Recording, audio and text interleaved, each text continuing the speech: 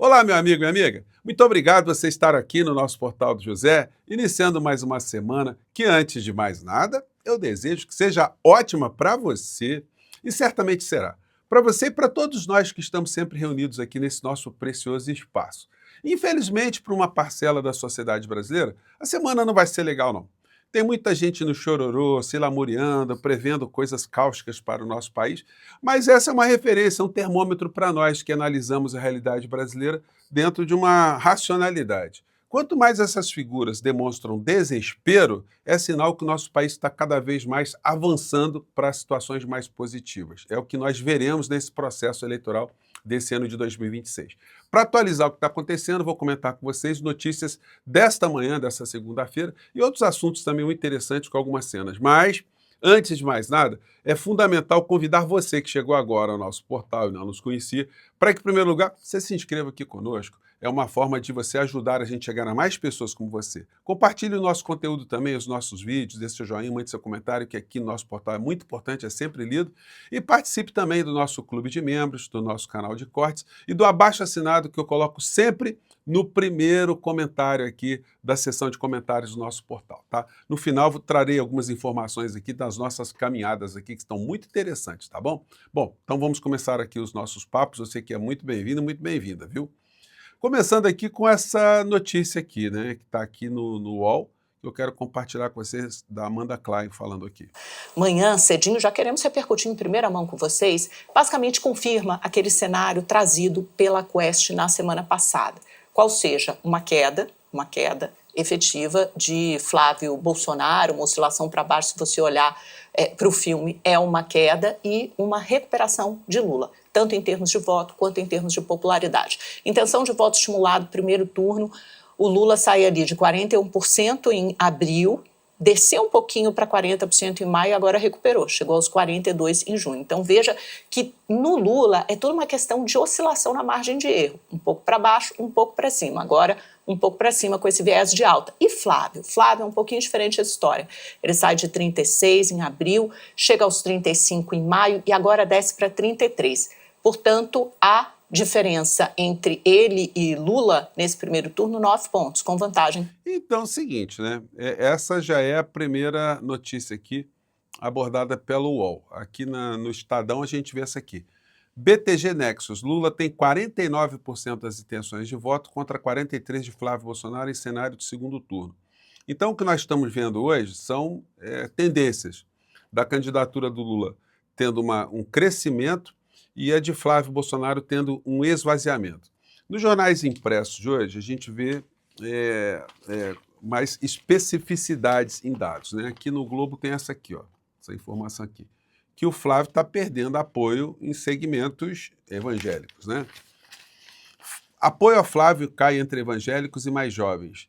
Recortes da última pesquisa Genial Quest mostram que, após caso Dark Horse, filho de Bolsonaro atrai menos intenções de voto em segmentos estratégicos para a campanha na simulação de segundo turno contra Lula. Gente, o que acontece é o seguinte, eu fiz aqui uma live com o deputado Ottoni de Paula, que é evangélico, né? Não é do nosso campo político, porque ele está no campo da direita, enfim, mas é uma pessoa que tem uma penetração muito importante dentro desse segmento evangélico.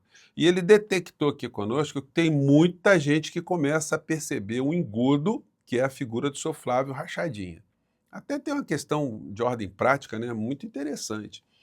O pastor, deputado, disse o seguinte: qual é o pastor de Flávio Bolsonaro?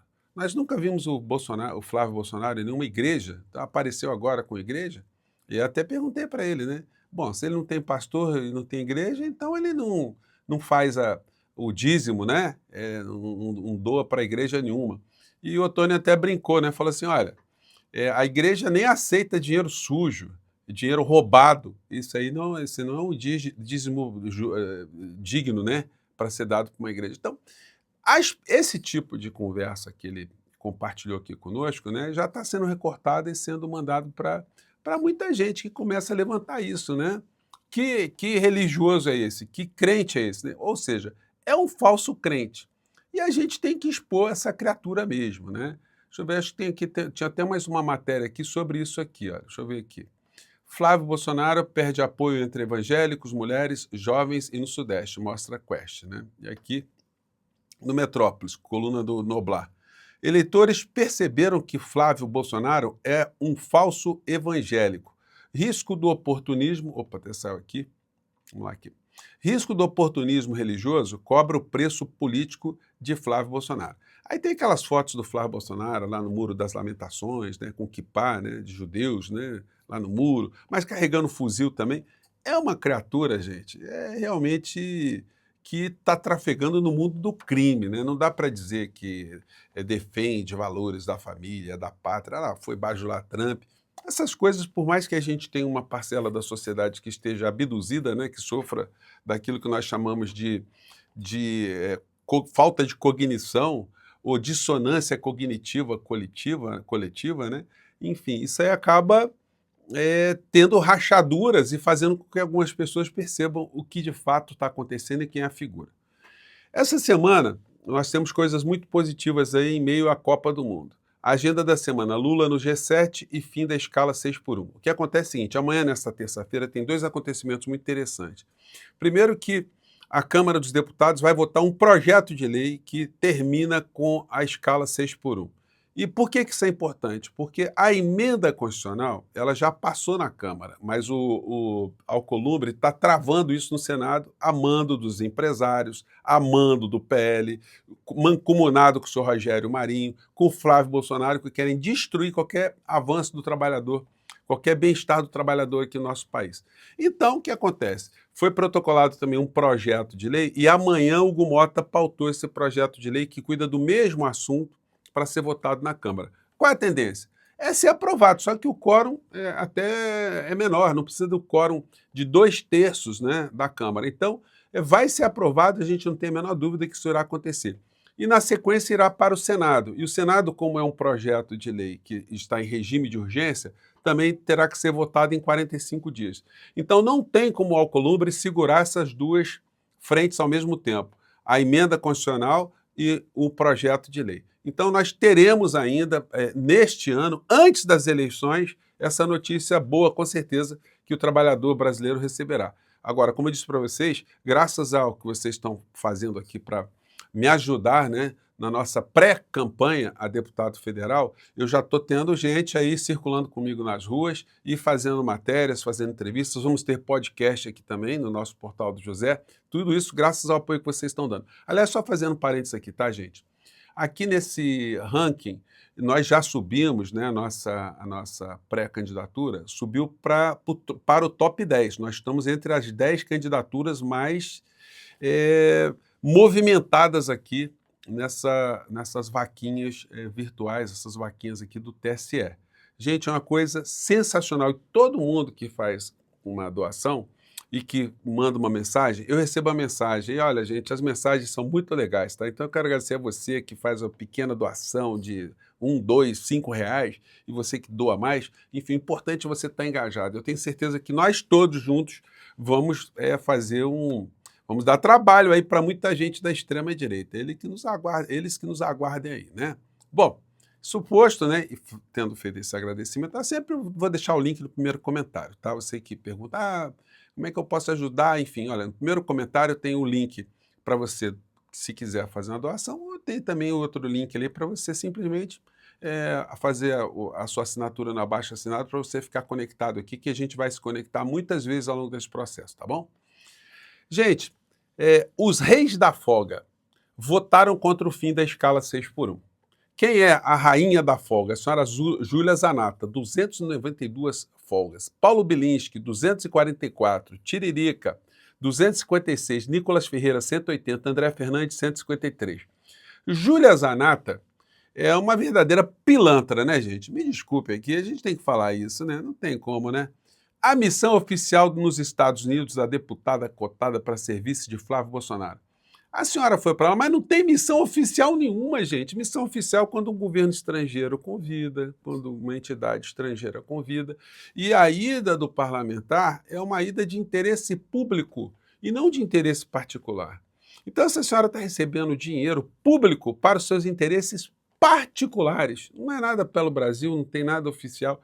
Agora, é muito cara de pau. Aí falta esse tanto de dias, porque usou a licença maternidade, que é um direito social. O direito social é esse que ela quer ver liquidado para as outras mães, para as outras pessoas, porque a visão dessas pessoas é essa. Não ter 13º, não ter férias, o trabalhador ficar... o que eles imaginam como cenário ideal é aquilo que acontece nos Estados Unidos. O trabalhador ganhar por hora, não ter nenhum tipo de garantia, ser obrigado a fazer um pé de meia, se não conseguir fazer um pé de meia, morre na miséria, morre na desgraça total, né? Se precisar de assistência médica, morre também e por aí vai. O que aconteceu no período da pandemia foi o retrato. Os Estados Unidos, recordista universal de óbitos, né, de mortes em função do que nós vivemos na pandemia aqui no mundo, né? E aí os outros, né? O senhor Nicolas Ferreira está lá na Copa do Mundo, tá? O senhor Nicolas está assistindo a Copa. Lá ele está querendo que o trabalhador trabalhe 6 dias por semana, mas com esse comportamento vagabundo, ele está lá assistindo a Copa lá em loco, né? Ingresso caríssimo. O senhor Paulo Bilins, que é a mesma coisa, né? Essa turma toda aí. Ou seja, vigaristas com V maiúsculo, né? Bom, voltemos aqui aos outros temas. Produtora do filme sobre Bolsonaro obtém medida protetiva contra ex-marido. Gente, que coisa sinistra, né? Essa senhora aí, ela tem que estar, de fato, num programa de proteção, porque, vejam só, o ex-marido dela conhece a vida dela. E, pelo que a gente está vendo aqui, o marido estava querendo extorquir a senhora Karina, porque é aquela história, né? Ele percebeu que a senhora estava de laranja, amealhou muito dinheiro e ele certamente estava querendo alguma grana, porque o caráter dessa gente aí é esse caráter do universo paralelo do bolsonarismo, né? Então ela conseguiu uma medida protetiva. Vejam só o inferno que está a vida dessa senhora. Mas a vida dos laranjas é essa, né? Quem está complicado também é o senhor Nunes, o prefeito de São Paulo, que falou que não conhecia a Karina, mas estão vindo à tona aí reuniões dele com ela. E reuniões dele com ela, e reuniões do Nunes com o Ciro Nogueira, com outro secretário de Estado do Tarcísio, arquitetando ali um apoio para o Nunes, mas rolando um dinheiro no dia seguinte, né? Eles fizeram almoço no dia 18 de junho, do ano da eleição, e aí no dia 21 de junho já saiu um contrato, dia 22 já saiu o pagamento. Gente, é um negócio aí que, olha, vai ter mais gente presa no meio dessa história do que a Van Filosofia poderia imaginar. Vamos ver aqui essa matéria aqui do Meio Norte. Porém, a agenda do prefeito de São Paulo diz o contrário. Diz que Karina Gama esteve 2 vezes no gabinete de Ricardo Nunes. A primeira vez foi no dia 22 de fevereiro de 2023, onde ela esteve ali reunida com o Ricardo Nunes e acabou fechando um contrato para promover um seminário sobre educação na cidade de São Paulo. Depois disso, Karina Gama esteve novamente no gabinete de Ricardo Nunes no dia 15 de outubro de 2025. Depois dessa segunda visita, outros 2 contratos foram fechados para a realização de eventos cristãos. O primeiro foi pago o valor de R$ 3.600.000 para a empresa de Karina Gama e no segundo, R$ 2,5 milhões para que ela promovesse um círculo de debate que durou 3 dias e contou com a presença de Elisete Malafaia, esposa do pastor Silas Malafaia, e também de Ana Paula Valadão, irmã de André Valadão, que é presidente da Igreja Lagoinha. Ambas teriam recebido cachê de R$ 50.000 para fazer palestras ali nesse evento que foi contratado por Ricardo Nunes através das empresas de Karina Gama. Então, que beleza, né, gente? Que beleza, né? Muita patifaria, né?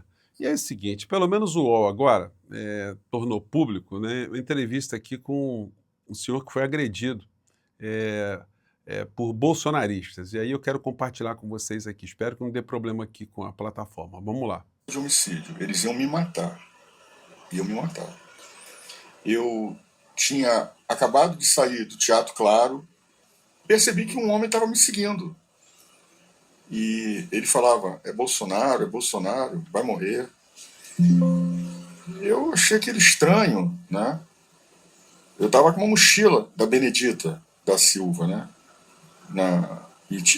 Essa mochila tinha um adesivo da Benedita, né? E eu continuei andando.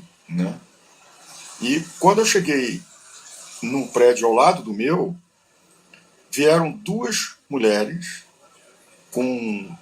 muito fortes, aparentando ser lutadoras, né? Que eram bem fortes, e começaram a me agredir. E ele se juntou a elas, me agredindo também. Acredito que eles estavam juntos já, premeditaram tudo isso. Eu sofri uma emboscada, né? Eles estavam de tocaia, esperando eu chegar em casa, sabiam onde eu morava, né? E começaram a me agredir. Gente, é o seguinte, como é que os veículos de comunicação, né, não tratam desse assunto com a seriedade que tem que ser tratado? Isso era para ter matéria no Fantástico, ter matéria no Jornal Nacional, para educar as pessoas e para fazer com que elas não fiquem sendo seduzidas por esse discurso de ódio, né? E aí o seguinte, no meio dessa história toda, a gente vê aqui a lamúria final aqui do Jeguinho do Paraná, Jeguinho Lustroso do Paraná. Vamos lá, muito preocupado. Saúde do Bolsonaro piora e Moraes prepara uma nova crueldade. Bom dia para A você. crueldade é cumprir a lei, né? Mas o Dallagnol não sabe o que é isso. É crueldade para ele, o que é? É o Bolsonaro voltar para Papudinha, complexo da Papudinha. Os vizinhos do Bolsonaro na Papudinha estão com saudade. É a justiça. Esperou o contato veio. Gente, mais uma vez, muito obrigado por vocês estarem aqui no nosso portal. A gente se vê mais tarde. Não esqueça de ler o primeiro comentário aqui, de dar o seu apoio também, tá legal? Muito bem-vindo aqui para o nosso portal, para a nossa caminhada, tá bom? Um grande abraço, mais tarde a gente se vê. Tchau!